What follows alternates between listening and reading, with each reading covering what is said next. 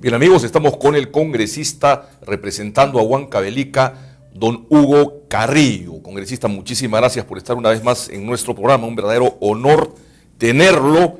Yo quiero decir que el congresista Hugo Carrillo ha sido elegido presidente del Parlamento Indígena de América. Muy buenas noches, don Hugo.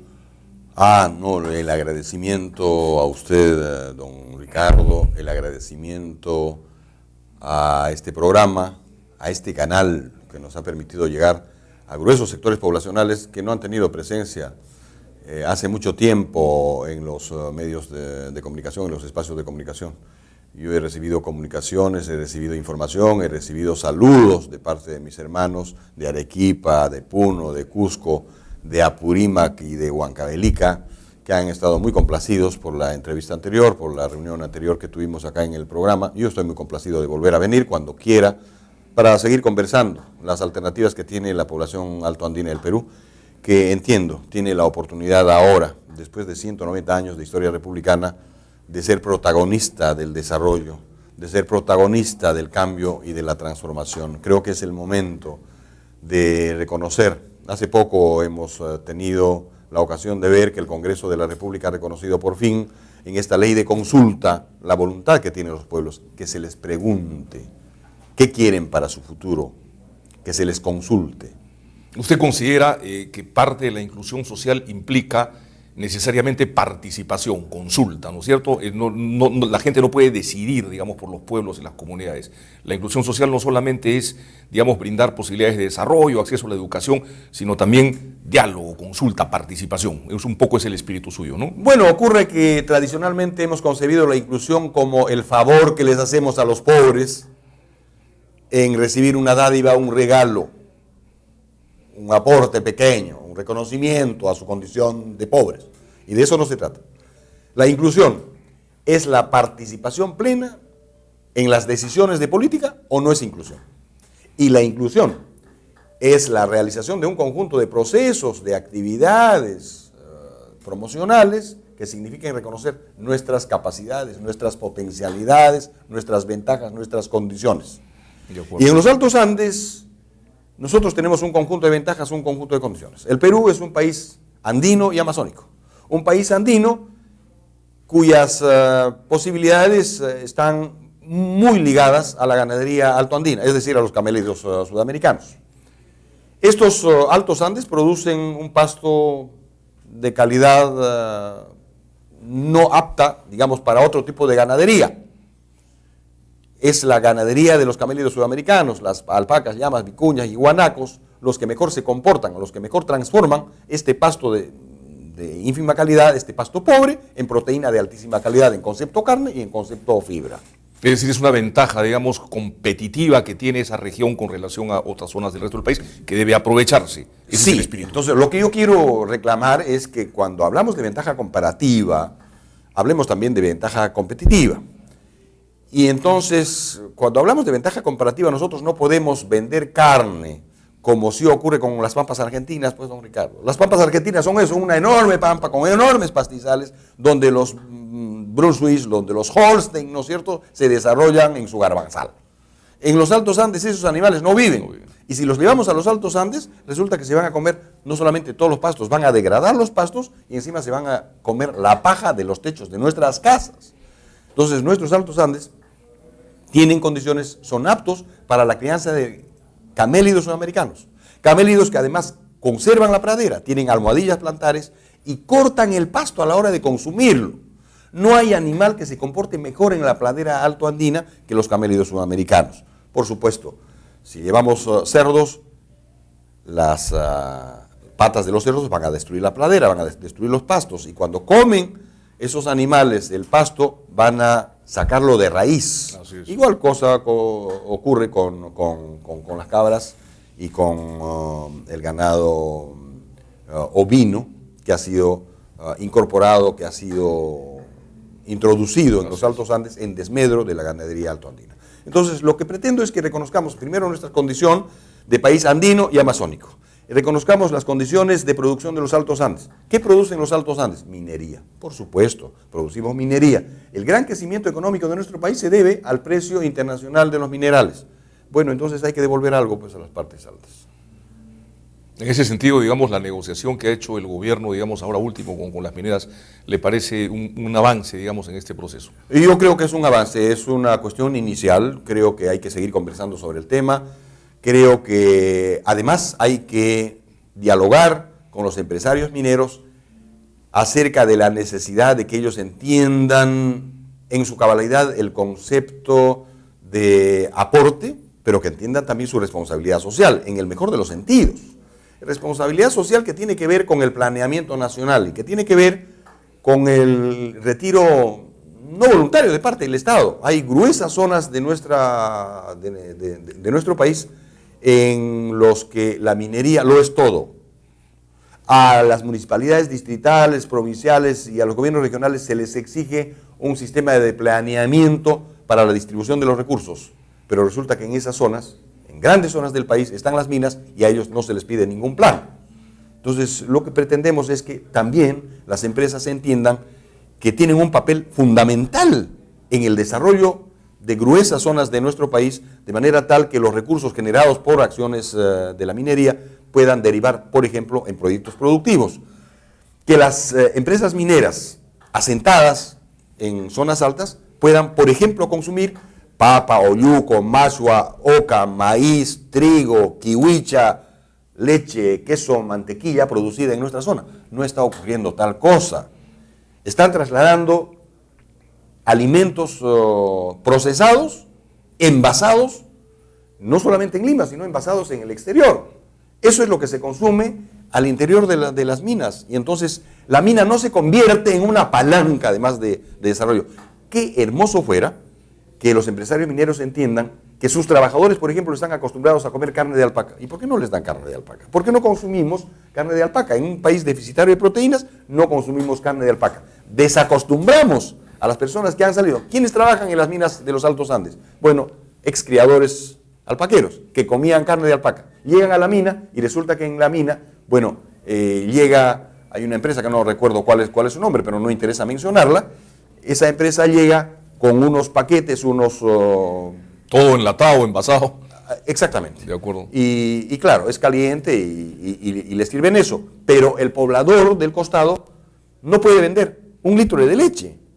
Y a propósito, la leche en nuestro país sigue costando 30 céntimos de dólar, mientras el agua cuesta medio dólar el medio litro, ¿no es cierto? Medio dólar. Entonces eso no puede ser. Una distribución increíble. Es absolutamente inequitativo, creo que hay una comprensión. Yo entiendo además, sí es verdad que los grandes empresarios mineros han comenzado a entender este proceso de inclusión, han comenzado a entender su responsabilidad social, han comenzado a entender su responsabilidad con la protección medioambiental, pero ocurre que los mandos medios todavía están acostumbrados. No hay gente formada, no hay gente capacitada como para hacer una buena relación, como para tener una buena coordinación con las poblaciones del entorno y, como decía hace un rato, invertir en capacitación, invertir en desarrollo, invertir en acciones que puedan mejorar las condiciones de vida de las poblaciones del entorno, en vez de invertir en represión, digamos. O, digamos, traer productos importados, no promover el desarrollo del agro. Se habla mucho, por ejemplo, de incrementar la producción de quinoa, kiwicha y tarwi, ¿no? Que son 3 cereales muy mentados, muy mencionados, con una gran proyección para la exportación. Sin embargo, los volúmenes que se producen son pequeñísimos si los comparamos con lo que importamos, ¿no? Entonces, en ese sentido, las mineras deberían ser promotoras, por ejemplo, de este tipo de cultivos con posibilidades en exportación. Claro, la producción es muy escasa en la medida en que no hay mercado. No hay mercado. No hay mercado. Ocurre lo mismo con la carne de alpaca. ¿Qué voy a hacer? Yo propongo, por ejemplo, un sistema de mejora de las condiciones de forraje para que el ganado tenga mayor peso, gane mayor peso, tengamos mejor tipo de carne. Pero los productores me dicen, bueno, ¿como para qué, ingeniero? Claro. Si la carne va a seguir costando igual, si me van a pagar 3 soles por cada kilo de carne.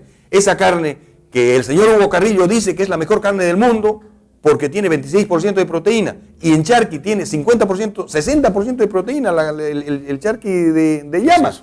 Bueno, resulta que en el mercado me castigan si llevo esa carne. Es más, alguna persona que desconoce la realidad de las carnes y que desconoce incluso el reglamento de carnes en el Perú, va a decir, esa es carne que no es apta para consumo humano. Hay ese tipo de cosas. Para no hablar del gran complejo que nosotros tenemos de creer que esa carne es carne de indios y el que come carne de llama huele a indio, huele a llama, ¿no? Bueno, finalmente todos estamos orgullosos de nuestros orígenes, digamos, peruanos, ¿no? Pero efectivamente hay cierto tipo de prejuicios en la mentalidad de los peruanos que también debe formar parte de un proceso de, digamos, reeducación generalizada en el país.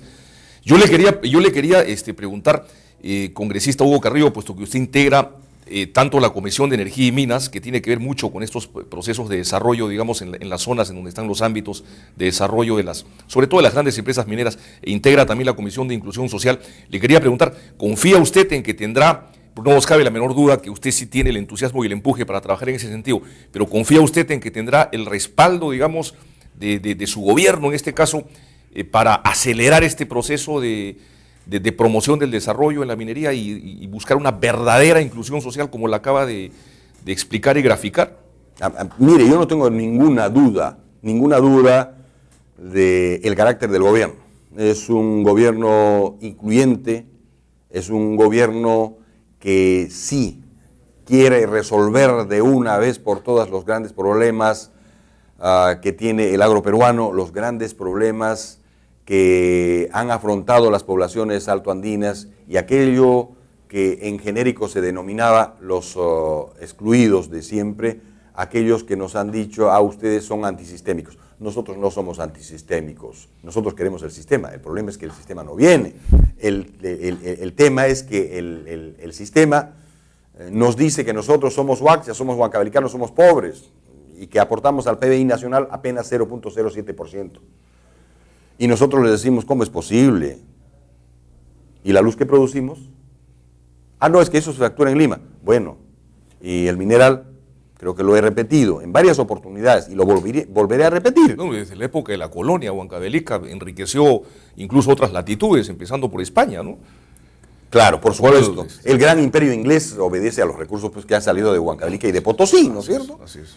Y entonces, creo que este gobierno tiene el firme propósito, creo que ha encontrado la clave, y la clave esa es la inclusión, la clave es pensar en el desarrollo, la clave es devolver los recursos que ha aportado el Ande peruano, los recursos que han aportado las poblaciones amazónicas, devolverle al país su verdadero rostro, es decir, comenzar a diagnosticarnos nuevamente.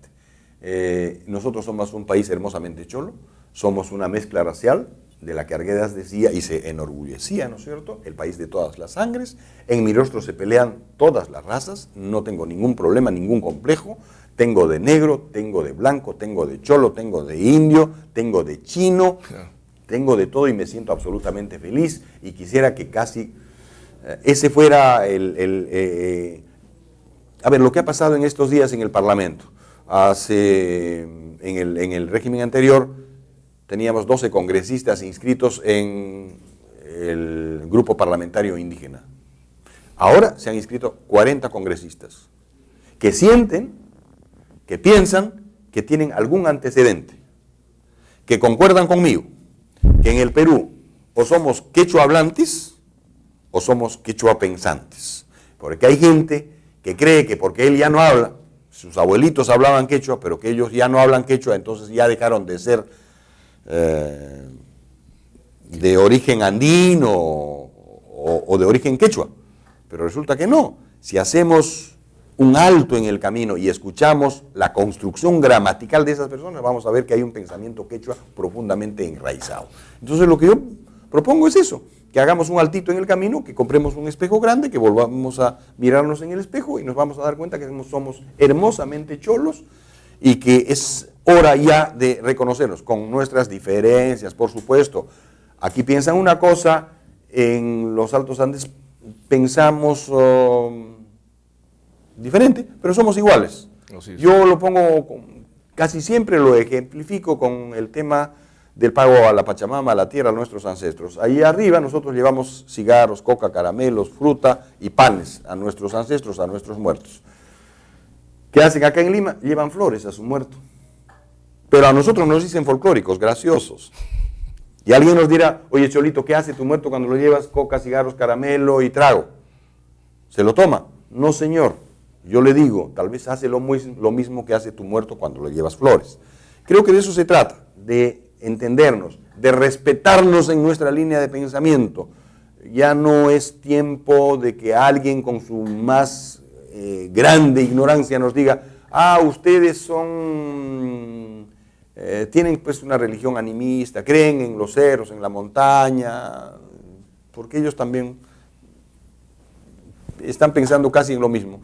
Si nosotros pensamos en una montaña, y en la montaña hay una cruz, o no hay una cruz, ahí está la Cruz del Sur, y ellos piensan en otra cruz de madera, pero en fin, es cuestión, me parece, de respetarnos y de encontrar las mejores vías. Creo que ha llegado el momento de soltar las amarras, soltar estos odios gratuitos. Eso también es inclusión, finalmente, ¿no? Eso también es inclusión. Congresista, me hace enseñas, vamos a unos cortecitos comerciales y vamos a aprovechar para invitar al guitarrista que lo acompaña, Luis Felipe Ruiz Riveros, porque vamos a compartir con usted algunas de sus expresiones también artísticas y culturales que son conocidas en todo el territorio nacional. Por favor, vamos a unos cortes y regresamos. Estamos con el congresista representante huancavelica, Hugo Carrillo.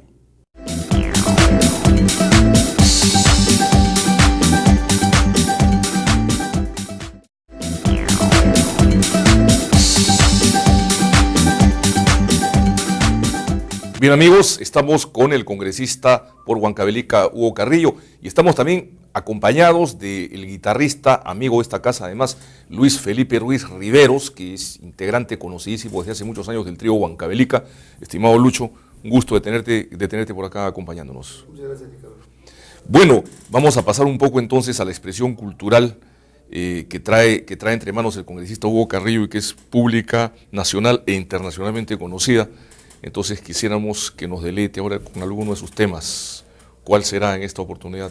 Muchísimas gracias. Hamkuna pangwa cha kuna ni ku kanan chik meri ke lima manchay aros bakam hong harom kicho ronam simin chik chay meri mai kurung kenes manchay rai kum gai mang hamoy kunik asui kamunik kunas taki chay ko soniki pichu cha aspija ko kunes taki chaman dari chay taki changkat kang ayaku chol yakta kuna manta apuri mang yakta kuna manta ina yakta Huancavelica yakta kuna mandrik. Chay, Pichiu Chamanta, Oyarico Sunispaga, con el maestro Felipe, Chay, Huacta y Papa.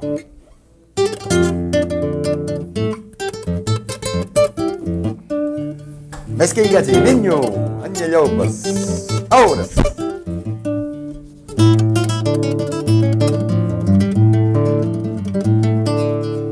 Maestro, toca y capua y silili, Huayta, Chay, Maestro, toca y cacuay, se le guaita chayaita. Comadre, compadre chaywan, toso chacoy con ayaipa. Comadre, compadre chaywan, a mí está coy con ayaipa.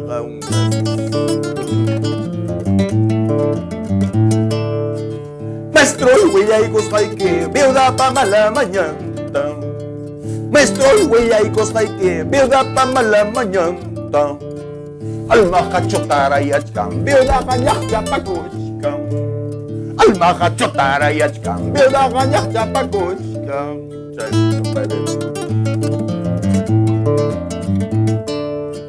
Runa kawan ng paksi, kung ninyawing wang wakachkan. Runa kawan ng paksi, kung ninyawing wang wakachkan. Kung ninyawing niya taksi, maktatachim lipayachkan. Hoping yawing niya taksi, maktatachim lipayachkan.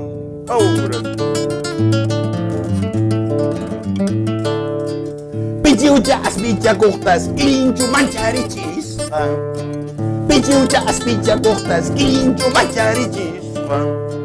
Jaysi katatatachkam, sapayang manapiniyo.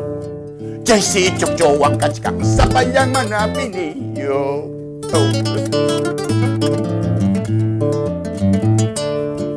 Jiwaku kumpadrinya tarbinan tayap chapayachkan. Jiwaku kumpadrinya tarbinan tayap chapayachkan. Fiskal wiskachanya taharuntuang kakopayachkan. Fiskal wiskachanya taharuntuang kakopayachkan. Ahora sí. Tokoy koy papa, wakta chay koy anyalaw bis.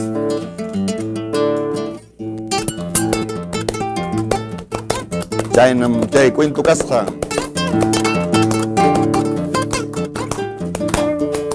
Ahora sí.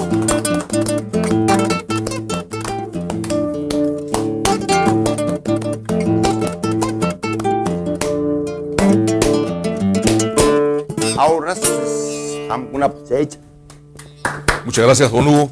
Yo quería preguntarle, estas canciones, digamos, ¿cuándo se originan? ¿Hace cuántos años surgen estas canciones en nuestros Andes? ¿Hay estudios, digamos, que han rastreado sus orígenes? Bueno, hay varios trabajos. Uno de los más importantes ha sido hecho por los hermanos Montoya. Edwin, Lucho y Rodrigo han hecho un trabajo simpaticísimo que se llama La sangre de los cerros. Es una recopilación de 333 canciones que fueron recopiladas en el ámbito quechua del Perú y que hablan de la poesía cantada actual. Lamentablemente el trabajo ya tiene unos buenos años, 25 o 30 años más o menos. Hay que continuar ese trabajo, hay que seguir trabajando en la búsqueda, en la recopilación. Esta última interpretación, por ejemplo, que habla de la avecilla, el pajarito asustado por el quilinchu, es una recopilación de don Josafat Roel Pineda todavía, ¿cierto? Que la dejó inscrita, que la dejó señalada como una recopilación que él había encontrado en las alturas de Ayacucho, pero que bueno, nosotros la hemos escuchado también en otros espacios. ¿Y a qué año se remonta, digamos, esta específica, para tener una idea? Bueno, ¿Siglo XIX? ¿Fines del XIX? ¿Algo así? Sí, la mayor parte de las canciones, estas que nosotros interpretamos, son de finales del siglo XIX, más o menos. Y casi todas las canciones son canciones de los arrieros, son canciones de los caminos. Así que es una falsa percepción aquella que señala su origen en un determinado espacio. Correcto. Cuando los amigos de Huancavelica o los amigos de Ayacucho, cuando los amigos de Apurímac pretenden que esa sea suya, en realidad lo que están haciendo es, bueno, asumir, es bueno que sientan que es suya porque sus abuelos la cantaron, pero las canciones han ido circulando con los arrieros y se han ido adaptando a cada una de las realidades de nuestras zonas. Por eso la gran discusión de esta famosa canción que habla del maldito vapor brillante, Maitat Janaita Panqui, ¿dónde estás llevando a mi gran amada, a mi querida amada? Y entonces hay un debate. Se cree que esa canción es de Ayacucho y que el vapor brillante era el tren, porque hay una parte de la canción que algunos lo cantan como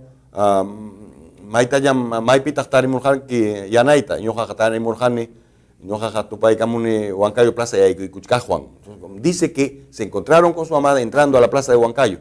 Y entonces, ¿cuál sería el vapor? El tren, el vapor del tren. Bueno, podría ser, pero también esa canción circulaba en el circuito económico de Andahuaylas, Puquio, Lomas. Imagínate. Y el vapor brillante era el vapor que llegaba a Lomas, donde despedían a las abuelas que venían de Andahuaylas o de Puquio, claro, o de Nazca hacia el puerto del Callao. Entonces, hay todo un debate, hay un pleito ahí. Bueno, pero finalmente lo interesante es que no puede haber nada más auténtico y originario en nuestro país que estas expresiones, vengan de donde vengan, ¿no? Así como hablamos, por ejemplo, del pisco y de los cereales andinos, en fin, de tantas cosas que son autóctonas, netas del Perú, este tipo de expresiones culturales también lo son. Habría que divulgarlas más todavía, ¿no? Sí, y creo que es, bueno, hora de aprovechar ese hermoso pasaje, ¿no es cierto? Estas expresiones que nos recuerdan con claridad el sentimiento de nuestros abuelos, de nuestros padres. Yo estoy muy complacido porque efectivamente cuando usted me dice, bueno, conocido internacionalmente, bueno, sí, a través de YouTube nos hemos descubierto. Lo que pasa es que no teníamos oportunidad, pues los cholos teníamos algo de vergüenza, ¿no es cierto? Pero en el YouTube, como es medio impersonal, entonces resulta que nos hemos encontrado y somos pues, 10 millones de quechuahablantes los que nos hemos encontrado en YouTube. Hay, además, como le comentaba, ¿no es cierto?, en algún momento de la entrevista, somos 15 millones de quechuapensantes y eso es lo importante. De acuerdo. Que la gente diga, Bueno, yo no comprendo mucho, pero algo me dice, ¿no? Algo me dice. Sí me gusta, no lo entiendo mucho, pero este señor, no sé, algo me dice que eso es mío, que eso es de mi padre, de mi abuelo, ¿no? De acuerdo. Don Hugo, ¿con qué nos va a regalar ahora, por favor, y con la compañía de la guitarra de Luis Felipe Ruiz Riveros? Bueno, un tema que fue recopilado también después de un periodo muy trágico, muy duro, en las alturas de Ayacucho, en Chungui, ¿no? En la provincia de La Mar. Este es un género musical que se llama Yachtamachta. Es un género que cantaban los jóvenes que se enamoraban en las alturas cercanas a Chungui, pero huían de los padres e interpretaban estas canciones dirigidas a las jóvenes parejas, ¿no? Pero esta expresión casi había desaparecido con la época de violencia. Fue duro, porque lamentablemente para unos era subversivo y para los otros era de otro color, era rojo. Terminamos entre dos juegos. Para unos el cantar estas expresiones era recuperar el pensamiento trágico de José María Arguedas, y eso no estaba bien, había que cantar otra cosa, ¿no? En fin, pero el pueblo ha seguido cantando. Yactamasis. Yachtamachta, ese es el término, y ahora se interpreta, por supuesto, en Lima. De acuerdo. Adelante, por favor, don Hugo y Luis Felipe Ruiz. Ahora sí, eso es.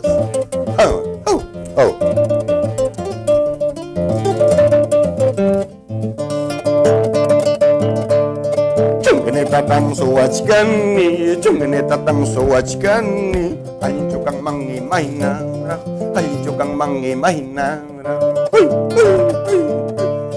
Chungene tata suwas paipas, chungene tata suwas paipas, son kutalyang rakfal tawachkang, karinyo jang rakfal tawachkang. Chungilaway chungimayo, chungilaway chungimayo, cerveza choscawaj. Tomay quemang, pino chachos kawa, opiay quemang. Imayapakcha tomach kaimang, ay kayapakcha opiach kaimang. Solimakas hanta, yachachkaspa, bininukas hanta, yachachkaspa. Nigras chalay, sambas chalay, nigras chalay, sambas chalay. Songo chalay kim haliwachkan, songo chalay kim faltawaskan. Si mi chayay kim causa carja, si mi chayay kim causa carja, kainan nirag yawahan na iba, kainan nirag yayakin na iba. Año con el papá. Bueno, don Hugo, realmente muy complacido de escuchar estas melodías. Yo quería dos cositas. La importancia que tiene Huancavelica, el departamento que usted representa en la producción de electricidad para Lima, ¿no? Y aparte de eso, el potencial que tiene de más para dotar de energía eléctrica, por ejemplo, a la región de Ica, ¿no? Por ejemplo. Y lo otro que me mencionó en internos, que yo la verdad es que desconocía, que Huancavelica tiene una producción de arvejas, me dijo, muy importante, ¿no? Que podría desarrollarse más todavía. Sí, bueno, empecemos por lo último. Huancavelica es el escenario principal de producción de arvejas para el mercado central de Lima, para el mercado mayorista de Lima. ¿Ya? Tiene una cotización interesante, importante, que en la última etapa incluso ha ido mejorando porque se han mejorado los canales de comercialización. Los comercializadores, los intermediarios son básicamente huancavelicanos, son huacobambinos, y entonces se ha tejido una relación importante, porque los compradores terminan siendo parientes de los productores, con lo cual se genera pues una dinámica especial en la generación de valor agregado. Yo quiero llamar, sin embargo, la atención que esta producción, siendo importante, sin embargo, no tiene el apoyo tecnológico de parte del Estado. ¿Qué es lo que está proponiendo el nuevo gobierno? El Estado se retiró, el Ministerio de Agricultura ya no hace acciones de investigación, ya no hace asistencia técnica ni transferencia de tecnología, se retiraron. Entonces, tenemos un conjunto de ministerios, el Ministerio de Energía y Minas, el Ministerio de la Producción, en fin, todos preocupados por la exportación. Pero finalmente, ¿Qué pasa con los productores que construyen este país? No tienen. Por ejemplo, ¿qué hacemos con los productores de papa de Paucará? 3.000 variedades de papa que están ahí. ¿Quién le reconoce? ¿El Centro Internacional de la Papa? ¿Alguna universidad le reconoce a esos hombres y a esas mujeres que guardan una reserva genética tan valiosa de nuestro país? ¿Qué pasa con los productores de alpacas? Igual, ¿cierto? 12 colores definidos, 37 tonalidades, incluido el concho verde, sí, pues el concho de vino, el concho de vino, pasando por los marrones claros, marrones oscuros, negros, en fin, en la fibra de alpaca, pero que se castigan. Así es. Porque la industria ha blanqueado la fibra. ¿Quién les paga a los productores de altura que siembran y cosechan el agua? No hay. Y lo mismo ocurre con la energía eléctrica huancabelicana. La mitad del Perú, si nosotros apagamos Tablachaca, la mitad del Perú se queda sin luz. Pero ¿sabe qué pasa? Ocurre que, primero, los huancavelicanos pagamos la energía más cara del país. O sea, es más caro tener un foco en Huancavelica que en Lima, que en Pisco, que en Ica. Y lo que es peor, cerca de 40% de la población huancavelicana no tiene electricidad. No tenemos un foquito. Me hacen señas, don Hugo, vamos a seguir, por favor.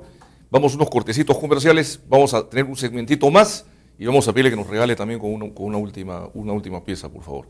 Regresamos.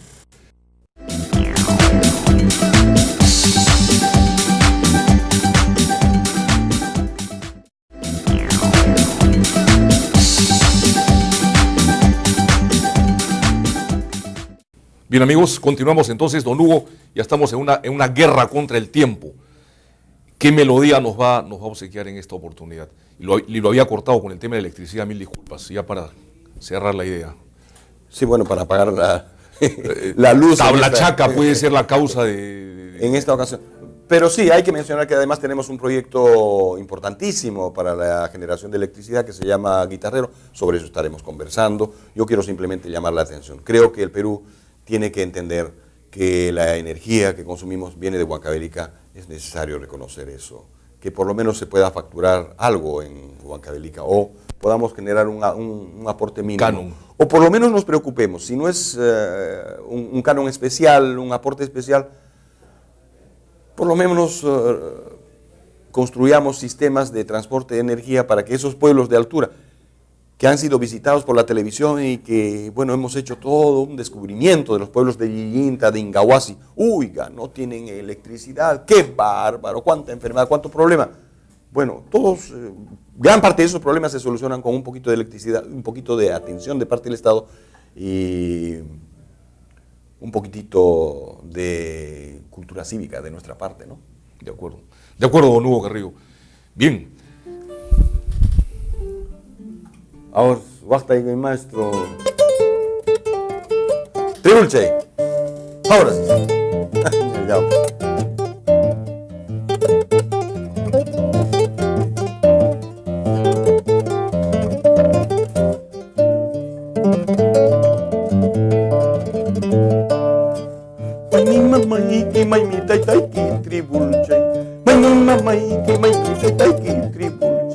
Mamay guitarra, Hawaii cachiway, tribulchay. Taytay guitarra, ricoy cachiway, tribulchay.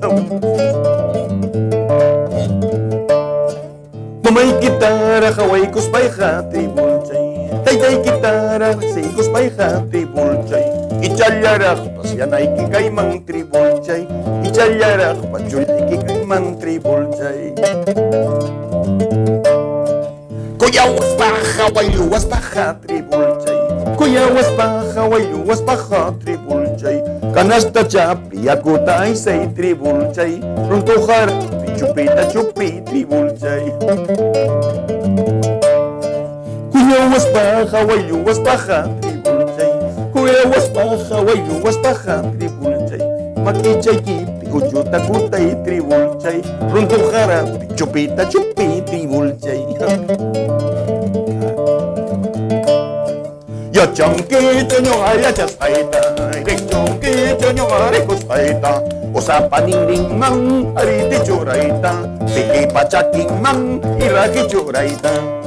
Yo chonki yo chastaita, konki yo recosaita. Osapaninring man, ariti choraita, piki pachaking man, iraki choraita. Ahora sí, papá. Hugo Carrillo, muchísimas gracias, muy complacido. Gracias también Luis Felipe Ruiz. Ya saben, esta es su casa andina, ¿no es cierto? Estamos con un corazón abierto a este tipo de manifestaciones que además luchan por el Perú. Muchas gracias, don Hugo. Muchas gracias, Lucho Ruiz. Gracias a ustedes, hermanos, por estar en sintonía, por mirarnos.